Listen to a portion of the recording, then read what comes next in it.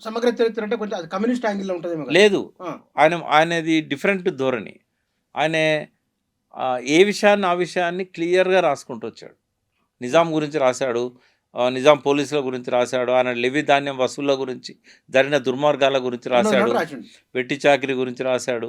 ఉన్నదున్నట్టు రాశాడు అందుల. ఇక్కడ మనం టాపిక్‌లోకొద్దాం మనం. అయితే ఆ! ఆనాటి ఆయనే తీసుకున్న గుణపాఠాలు చాలా విలువైనయి. ఎందుకు అంటే ఆయన అప్పుడు 5 ఏళ్ళు ఆ పోరాటాన్ని నడిపాడు. దానికంటే ముందు ఇంకొక 5 ఏళ్ళు ఆంధ్ర మహాసభ కార్యదర్శిగా ఉద్యమాన్ని నిర్మించాడు నల్గొండ జిల్లాలో. ఈ చాకలి ఐలమ్మ, దొడ్డి కొమరయ్య వీళ్ళందరికీ మూలపురుషుడు ఆయన వాళ్ళందరినీ తయారు చేసింది. హుహు. కాబట్టి విష్ణు దేశ్ముఖ్‌తోని ప్రత్యక్షంగా పోరాడిన దానికి నాయకత్వం వహించిన వ్యక్తి. అయితే అటువంటి వ్యక్తి తీసుకున్న గుణపాఠాలను చారు మజుందార్ గాని, కొండపల్లి సీతారామయ్య, సత్యమూర్తి గాని, చంద్ర పుల్లారెడ్డి గాని పక్కకు పెట్టేసారు. ఎందువల్ల? ఎందువల్ల అంటే ఆయన మీద ఉన్న వ్యతిరేకతతోని. అంటే ఇక్కడ సిద్ధాంతం ముఖ్యం గాదు. వ్యక్తి వ్యక్తిగత ఈగోలు, ఈగోలు. ఈగోలు. హ్మ్. వాళ్ళు చేసిన తప్పుడు పనులను సమర్థించి ఇప్పుడు ఉదాహరణకు చరిత్ర చెప్పాలి. కొండపల్లి సీతారామయ్యని 53లో పార్టీ బహిష్కరించింది. Communist party. 53లో. 53లో. హ్మ్. ఆయన అక్కడ ఆంధ్రలో ఆహ్, కమ్యూనిస్ట్ ఉద్యమాల్లో కృష్ణా జిల్లా కార్యదర్శి. ఉమ్మడి కమ్యూనిస్ట్ పార్టీ. ఉమ్మడి కమ్యూనిస్ట్ పార్టీ. సిపిఐలో. ఆయలో. ఆ! ఆ తర్వాత 53 కంటే ముందే 49, 48 ఆ ప్రాంతాల్లో తెలంగాణ సాయుధ పోరాటం జరిగినప్పుడు పాల్వంచ ప్రాంతంలోకొచ్చి ఆయన పనిచేసిండు దళాలతోని. హ్మ్. ఆ వ్యక్తి అక్కడ కొన్ని చిన్న పొరపాట్లు చేయడం వల్ల అంటే రెండో వివాహం చేసుకున్నాడు. ఒక అమరుని భార్యతోని.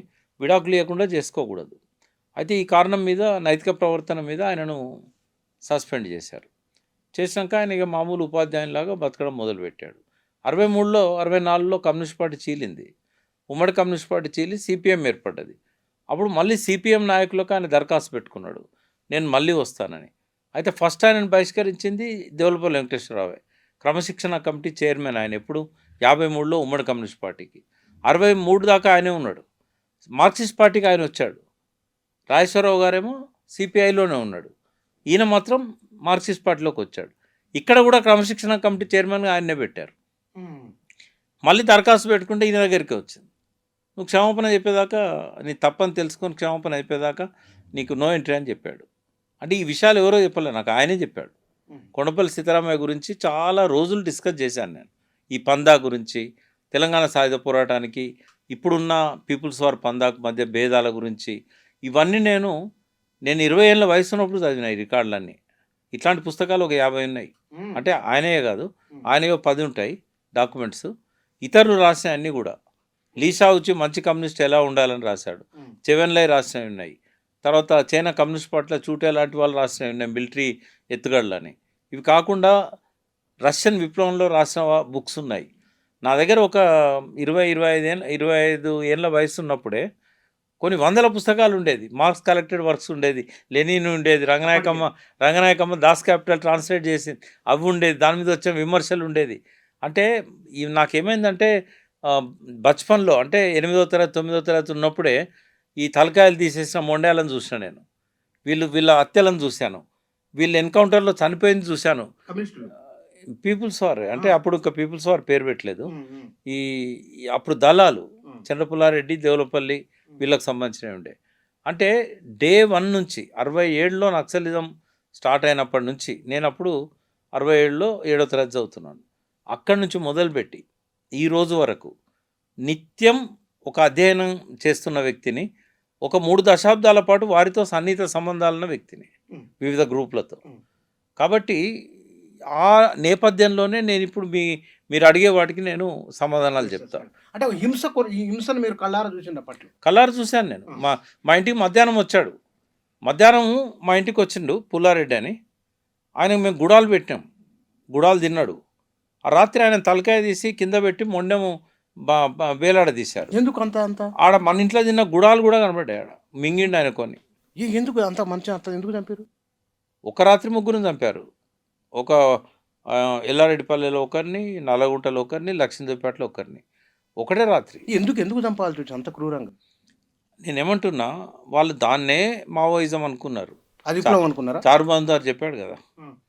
భూస్వామిని చంపితే చాలు విప్లవం వస్తదని. ఎట్లా వస్తది? ఇప్పుడు శత్రువులొస్తారు. నేను చెప్పింది ఇన్సిడెంట్ ఎప్పుడు అనుకుంటున్నావు నువ్వు? హ్మ్. 69. ఒక రాత్రి ముగ్గురిని చంపారు. హ్మ్. ఆనందాపురం అని లక్ష్మీదేవిపేట పక్కన ఉంటుంది. ఇవన్నీ మా ఊరు పక్కన ఉన్న ఊర్లు. వాళ్ళు ఇన్ఫార్మర్లు అనే పేరుతో చంపేశారు. గ్యారంటీ లేదు. వీళ్ళు ముగ్గురు ఎవరు కూడా ధనవంతులు కాదు, భూస్వాములు కాదు. వీళ్ళు ఇన్ఫార్మర్లు. మనల్ని బట్టియాలని పోలీసులను తెచ్చారు. అప్పుడు ఏంటంటే బిగినింగ్లో రకరకాల వ్యక్తులు వాళ్ళకి వెళ్ళిపోయిన్లు. నిజంగానే వీళ్ళంతా సిపిఎం పార్టీలోకి వెళ్ళి చాలామంది వచ్చి ఆయుధాలు పట్టిన అంటే కాదు. సిపిఎం పార్టీలోకి వెళ్ళి నాయకులు వచ్చారు. వాళ్ళు వచ్చి కింద క్యాడర్ని తయారు చేసుకున్నారు. ఇప్పుడు విప్లవ పార్టీ నిర్మాణం ఎవరితో జరగాలి? గద్దర్ పాట అయిని ఆ పాటను 4 సార్లు పాడి ఇన్స్పైర్ అయ్యి నేను కూడా వస్తాను మీతోనంటే అతనికి పార్టీలో సభ్యత్వమే కదా, నాయకత్వం ఇచ్చారు, తుపాకులు ఇచ్చారు. అది కాదు కదా. నువ్వు రాటు తేలాలి, ప్రజా ఉద్యమాలలో పోరాటాలలో రాటు తేలాలి. నీ మీద వచ్చే నిర్బంధాన్ని తట్టుకునే శక్తి నీకు పోరాటాల రూపంలో రావాలి. నీ మనసులో నీకు జరిగిన అన్యాయం పట్ల కసి ఉండాలి, ప్రజలకు జరుగుతున్న అన్యాయాల పట్ల కసి ఉండాలి. నువ్వే అన్యాయాన్ని భరించాల్సిన అవసరం లేదు. నీ చుట్టూ ఉన్న సమాజం అన్యాయాన్ని నీ అన్యాయంగా తీసుకొని నువ్వు పోరాడే శక్తిని సంతరించుకోవాలి. నిన్ను దగ్గరుండి అట్లా నడిపించుకునేవాడు నాయకుడు.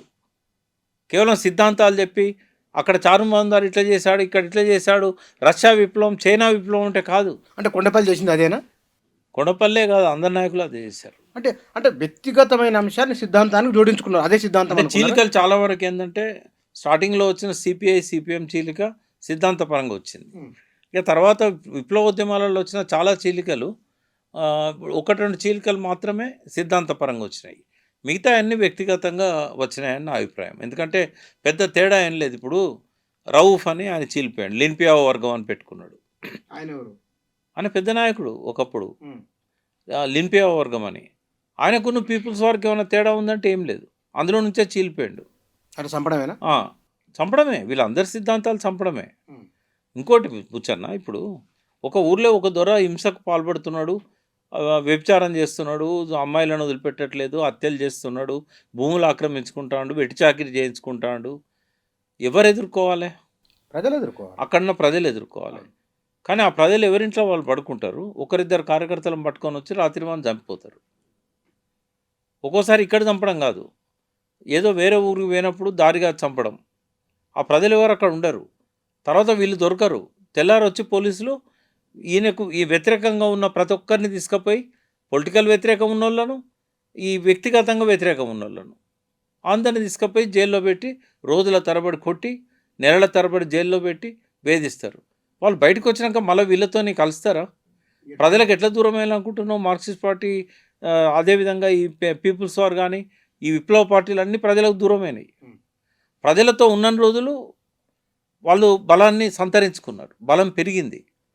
ఒకసారి ప్రజలకు దూరమైన తర్వాత ఇంకా వాళ్ళు క్రమక్రమంగా క్షీణ దశలో చేరుకుంటారు.